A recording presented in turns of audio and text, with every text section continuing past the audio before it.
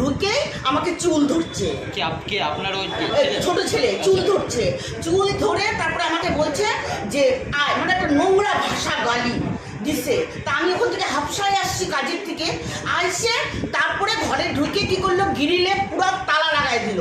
তালা লাগাই দিয়ে তারপরে আমাকে কি করলো, চুল ধরে ঘরের মধ্যে নিয়ে গেল, ওখানে বাড়ানো এইখানে গলার মধ্যে ধরে, এই যে গলা, এই যে আমার গলা, আমি ওষুধ খাচ্ছি গেল।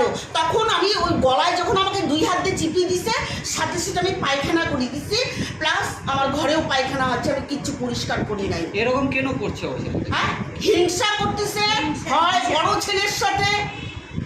ছেলের সাথে হিংসা, কথা প্রতি কত বছর বয়স? হ্যাঁ, কত হবে? 21 বছর হবে না? হ্যাঁ।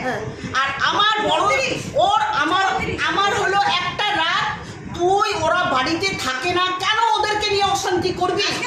আজকে তোর জন্য ওরা বাড়ি ছাড়া হয়েছে। আজকে কখন ওই আগুন লাগানো চেষ্টা? আগুন লাগানো তো আমি দেখিনি, আমি কাজে গেছি। আচ্ছা, কবে আসলেন তখন?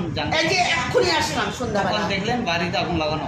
না, তখন আগুন থামে গেছে, মানে জল টল ঢালছে সবাই মিলে। আশেপাশে লোকজন আশেপাশে লোক, আমার শাশুড়ি আছে ওইখানে, ওই ঘরে কাকি শাশুড়ি আছে, ওরা করছে, থামাইছে। তখন ছেলেটা কোথায় ছিল? ও পালাই গেছে।